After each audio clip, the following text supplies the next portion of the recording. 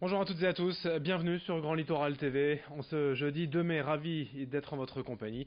Voici d'abord vos prévisions météo après une journée assez instable, assez maussade. On devrait encore rester sous les nuages durant les prochaines heures.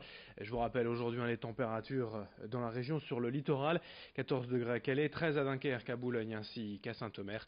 Les prévisions météo complètes bien sûr à retrouver juste après cette édition. À la une, tout d'abord, allons à Calais pour évoquer le salon du numérique demain et samedi à Calais au Forum Gambetta. L'événement entièrement gratuit rassemble une trentaine de partenaires pour faire découvrir au plus grand nombre ce qu'est aujourd'hui le numérique. Différents ateliers sont proposés à la découverte des dernières applications et jeux récents, des robots ainsi que de l'impression 3D. Mais c'est l'occasion aussi de parler d'emploi puisque le secteur du numérique est aujourd'hui en tension dans la région. Certains parlent même de pénurie. De nombreux postes sont à pourvoir dans différents secteurs.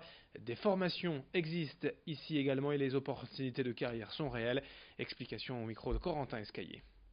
Aujourd'hui, et encore plus demain, toutes les tâches administratives seront dématérialisées, ça commence déjà, et il y a quand même un certain nombre de générations, les plus anciens donc disais-je, qui ont quelques problèmes pour notamment se débrouiller avec cet outil, l'outil numérique au sens large. Et ceux-là même sont bien évidemment bienvenus pour leur démontrer, leur montrer comment appréhender aussi la vie de demain finalement, puisque tout va très vite et je dis bien tout est dématérialisé aujourd'hui et à tort ou à raison peut-être, on va pas entamer le débat, mais en tout cas c'est la réalité et c'est vrai que certaines générations peuvent souffrir de ça aussi.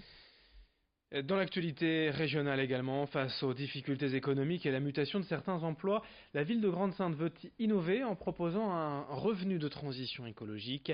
L'idée c'est de financer le démarrage d'activités en lien avec l'économie sociale et solidaire et l'écologie. Chaque personne œuvrant pour une telle activité à impact social ou économique pourra bénéficier de ce revenu modulable. Mardi, Damien Carême, le maire de Grande-Synthe, a signé un partenariat avec la fondation The qui s'est engagée pour cela à verser 30 000 euros. Reste à créer la structure juridique pour permettre de verser ces revenus complémentaires d'ici le mois de juin. Les premières actions seront lancées et financées. Explication avec Damien Carême, le maire de Grande-Synthe, au micro de Corentin Escaillé avec Louis Caillé. C'est bien le territoire sur lequel qui pourrait servir de vitrine ensuite au niveau national, puis au niveau européen, peut-être pourquoi pas un niveau encore plus élargi, où les choses se font déjà. Et elles se font déjà sans forcément une aide adaptée. Donc imaginons qu'est-ce que ça donne. Si déjà avec 2 maraîchers puis 4, on arrive à servir 900 repas, imaginons qu'on puisse avoir encore 2 maraîchers de plus. Donc imaginons avec le territoire tel qu'il est, aussi résilient et aussi innovant, s'il y avait un petit coup de pouce en plus. Pour moi au contraire, je trouve que c'est extrêmement encourageant. Un mot d'emploi également, puisque le Club Med recrute actuellement près de 700 personnes en France pour animer ces villages de vacances. Ce sera dans quelques jours dans la région, une session de recrutement à Dunkerque le 21 mai. Que vous soyez animateur, prof de sport, serveur, cuisinier, la société cherche des nouveaux talents pour animer ces clubs de vacances à travers le monde. Il vaut donc aimer voyager et être prêt à passer plusieurs mois loin de chez soi. L'entreprise propose aussi des postes en alternance pour passer ses diplômes tout en travaillant. Rendez-vous à Dunkerque le 21 mai. Explication avec un recruteur joint par téléphone. Aujourd'hui, les établissements que nous ouvrons, que nous déployons, que nous rénovons sont de plus en plus haut de gamme. On travaille très souvent dans un cadre relativement exceptionnel de travail, mais aussi d'environnement. Après, sur l'expérience personnelle, on peut développer des langues. On partage des moments conviviaux avec notre clientèle. Développer ces langues est tout à fait accessible. À titre d'exemple, j'ai fait une saison de 8 mois en Turquie. Je ne dis pas que je parle turc, mais j'ai quand même quelques notions. La notion de voyage aussi, qui est importante. On peut aussi se révéler. C'est notre promesse employeur, se réveiller et se découvrir un talent, par exemple. Sur le plan pro, je vous le dis, c'est au cœur de notre stratégie RH, l'épanouissement professionnel, notamment à travers des formations, un plan de carrière. Même si c'est un rythme saisonnier, ça c'est un engagement de l'entreprise, c'est de faire évoluer ses talents. À Saint-Josse, tout près d'Étaples, voilà déjà un mois que l'Habiparc a rouvert ses portes, ancien champ de maïs, converti d'abord en labyrinthe il y a à peine 10 ans. Le parc propose aujourd'hui une vingtaine d'activités pour toute la famille. Reportage signé Louis Caillé.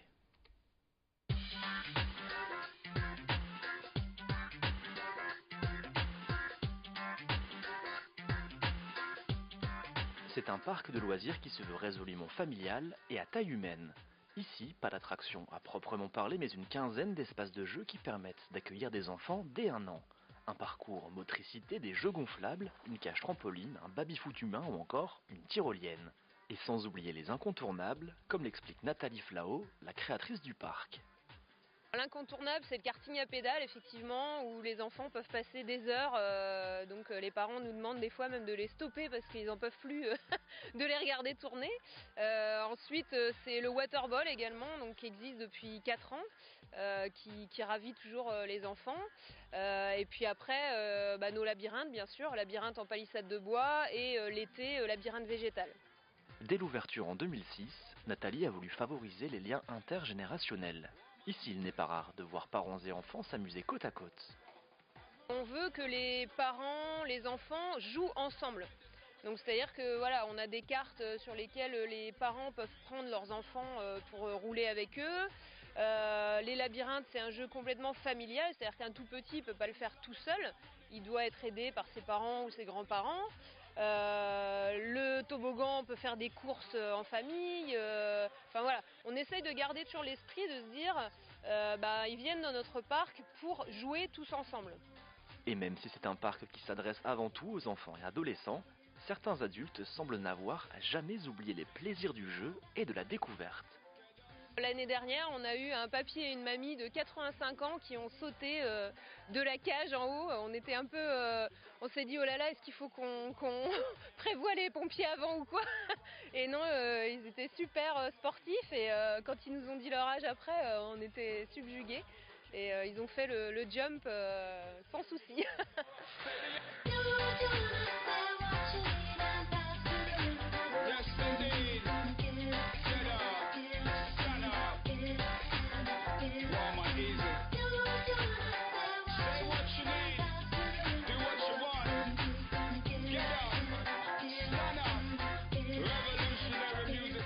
Fin de cette édition sur Grand Littoral TV, à suivre bien sûr d'autres infos dont vos prévisions météo.